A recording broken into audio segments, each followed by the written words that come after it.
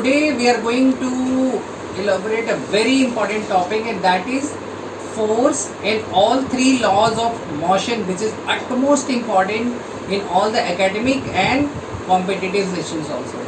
Okay, so let's start force. Force का मतलब क्या होता है? बल. Force का मतलब होता है if we push anything, ठीक है, और pull anything और hit anything. जैसे क्रिकेट बैट से हमने हिट किया, वो भी एक फोर्स है. जब हमने पुश करते हैं या पुल करते हैं तो पुशिंग, पुलिंग और hitting of an object is the force. और वो फोर्स कब होगा? फोर्स में डिस्प्लेसमेंट कब होगा ऑब्जेक्ट का? तब होगा जब दो तरह का फोर्स होगा. एक होगा बैलेंस फोर्स, एक होगा बैलेंस फोर्स और एक होगा अनबैलेंस्ड फोर्स. Unbalanced force. जैसे मैं एग्जांपल बताता हूँ. मान लो ये कोई ऑब्जेक्ट है, राइट? एक ऑब्जेक्ट है, इस पे हमने इसका ऐसा यूनिट क्या बताया था हमने फोर्स का? ऐसा यूनिट न्यूटन. क्या? न्यूटन. न्यूटन. इस पे हमने 20 न्यूटन का फोर्स लगाया इस ऑब्जेक्ट पे, और इधर से जो उसका जैसे फ्रिक्शनल फोर्स है उसको अपोज कर रहा है, इसका भी वैल्यू है 20 न्यूटन ही. ये जो अप्लाई हम कर रहे हैं फोर्स वो भी 20 न्यूटन है, और उसके जो ऑपोजिट फोर्स है वो भी, ऑपोजिट फोर्स जो है वो भी है तुम्हारा 20 न्यूटन. तो ये क्या हो गया? बैलेंस्ड फोर्स हो गया. दोनों तरफ फोर्स जो है बराबर है. तो इस पोजीशन में ऑब्जेक्ट मूव करेगी कि नहीं करेगी? मूव करेगी. इस पोजीशन में ऑब्जेक्ट मूव नहीं करेगी. नो मूवमेंट होगा ऑब्जेक्ट में. मूवमेंट जब बैलेंस्ड फोर्स होगा तो ऑब्जेक्ट में मूवमेंट नहीं होगा, राइट? और अनबैलेंस, जैसे ये कोई ऑब्जेक्ट है, इधर से हमने 20 न्यूटन का फोर्स लगाया और उसके ऑपोजिट साइड से 10 न्यूटन लग रहा है, मतलब उसके जो विरोधी है, जो रेजिस्टिंग फोर्स है वो 10 न्यूटन है, और इधर से हमने 20 न्यूटन अप्लाई किया. तब ये ऑब्जेक्ट मूव करेगा कि नहीं करेगा? कर जाएगा. ठीक है. तो ऑब्जेक्ट का मूवमेंट कब होगा? जब फोर्स अनबैलेंस्ड होगा. बैलेंस्ड में मूवमेंट नहीं होगा. ठीक है, ये समझना था. अब होता फोर्स का, मैं थोड़ा सा एक डिटेल पढ़ा रहा हूँ. फोर्स दो तरह का होगा. एक तो हमने ये मोशन के लिए अनबैलेंस फोर्स की जरूरत होगी, बट इसको हम लोग टाइप में अगर कैटेगराइज करेंगे तो इसको बोलते हैं, दो कैटेगरी में हम बांट सकते हैं. एक कॉन्टैक्ट फोर्स और नॉन कॉन्टैक्ट. एक कॉन्टैक्ट फोर्स हो गया और दूसरा non contact force. Non contact force. ठीक है. कॉन्टैक्ट फोर्स में हो गया जैसे आपका, जैसे किसी चीज पर हम लोग वो लगा रहे हैं, जैसे ये हुआ ब्लैक बोर्ड, इसको धक्का दिया तो ये क्या होगा? कॉन्टैक्ट से फोर्स लग रहा है. तो पहला हो गया कॉन्टैक्ट फोर्स का एग्जांपल कौन सा? Muscular force. क्या हो गया? Muscular force. Muscular force. Muscular force कैसा फोर्स है? कॉन्टैक्ट फोर्स है. दूसरा कॉन्टैक्ट फोर्स का क्या दे सकते हैं? Frictional force. जब हम कोई चीज को ऐसे पुश करते हैं, कोई भी चीज पुश करोगे तो उसके ऑपोजिट में जो फोर्स लग रहा है, ठीक है, वो क्या हो गया? Frictional force. Frictional force. Frictional force और ऑपोजिट फोर्स हो गया. जो मस्कुलर फोर्स हो गया या फ्रिक्शनल फोर्स हो गया, कैसा कॉन्टैक्ट फोर्स. नॉन कॉन्टैक्ट का एग्जांपल लेते हैं, जैसे ग्रेविटेशनल फोर्स हो गया. जो हमारे पृथ्वी, जैसे हम लोग से ऊपर से गिरा तो पृथ्वी ने उसको अपनी तरफ खींचा, वो गया ग्रेविटेशनल फोर्स. बॉल ऊपर फेंकते हैं, नीचे आ जाती है, वो क्या हो गया? उसमें कॉन्टैक्ट नहीं हो रहा है, लेकिन पृथ्वी अपनी तरफ अट्रैक्ट कर रही है. तो ये हो गया नॉन कॉन्टैक्ट. नॉन कॉन्टैक्ट का एग्जांपल एग्जांपल है ग्रेविटेशनल फोर्स. और एग्जांपल बताइए. मैग्नेटिक फोर्स है ना? मैग्नेटिक फोर्स हो गया. और एग्जांपल बताओ. वो देखो, कभी कंघा करते हो ना, उसमें कभी पेपर सब चिपकाना, वो चिपक जाती है पेपर के साथ, उसको बोलते हैं इलेक्ट्रोस्टैटिक फोर्स. क्या बोलते हैं? इलेक्ट्रोस्टैटिक. एक पॉजिटिव एक नेगेटिव होगा तो उसमें भी अट्रैक्शन होगा, उसको बोलते हैं इलेक्ट्रोस्टैटिक फोर्स. जहाँ इलेक्ट्रोमैग्नेटिक फील्ड जमा हो जाता है, क्रिएट होता है, वो हो गया क्या? Electrostatic force. राइट. God. तो ये हो गया आपका कॉन्टैक्ट फोर्सेस और ये हो गया नॉन कॉन्टैक्ट फोर्सेस। समझ में आ जाएगा क्या क्या चीजें हैं। अब हम चलते हैं Newton's Law.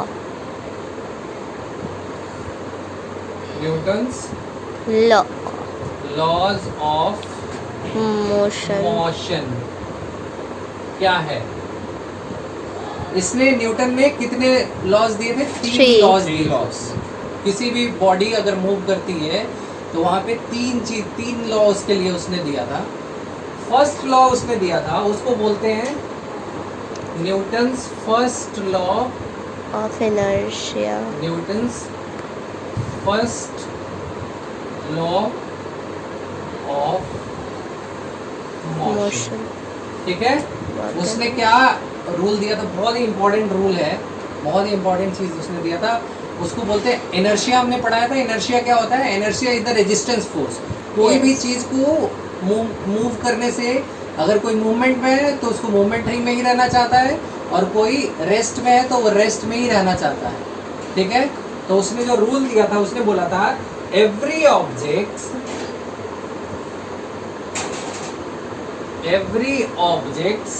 wants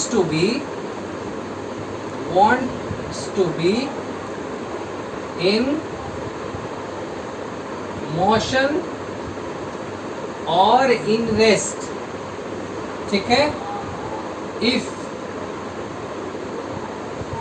any external force is not applied on it।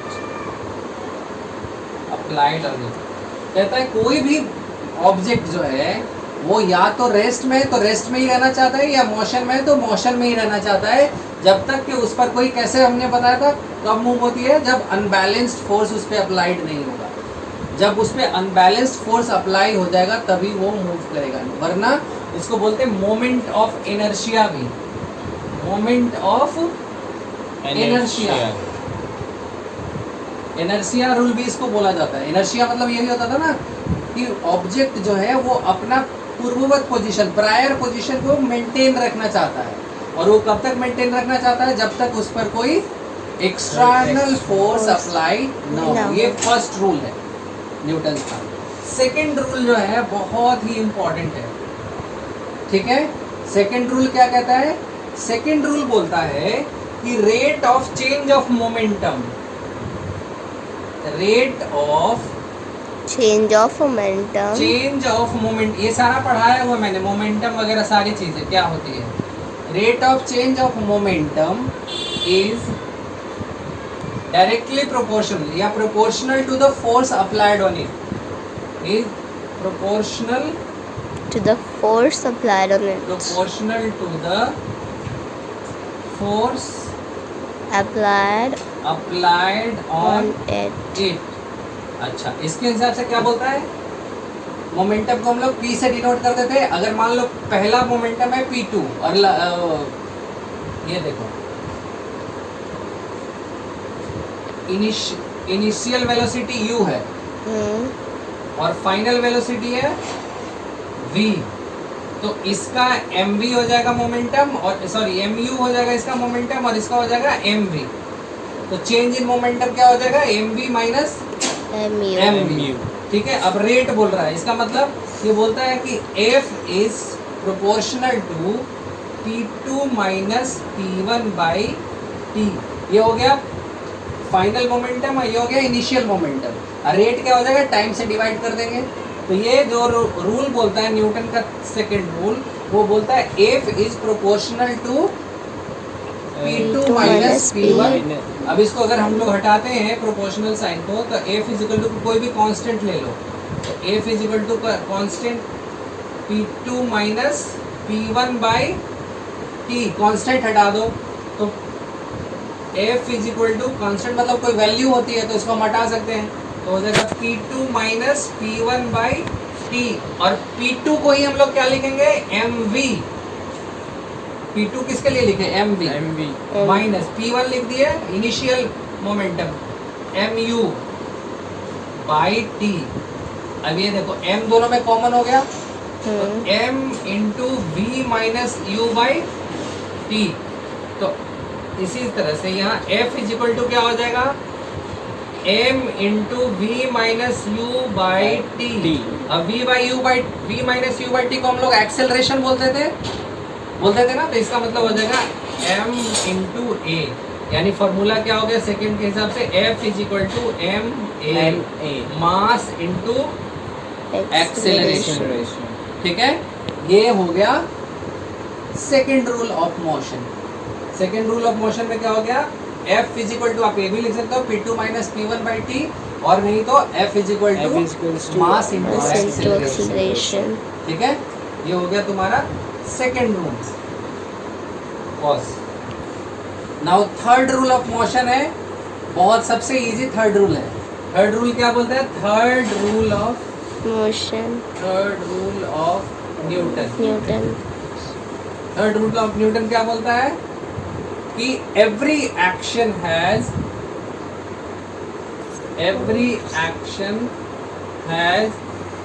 equal and opposite reaction। जितना जोरदार एक्शन होगा, जैसे मान लो कोई गोली है, उसको उसका पेनिट्रेशन पावर क्यों ज़्यादा होता है, क्योंकि उसको मोमेंटम ज़्यादा है, उसमें एक्सेलरेशन ज़्यादा है।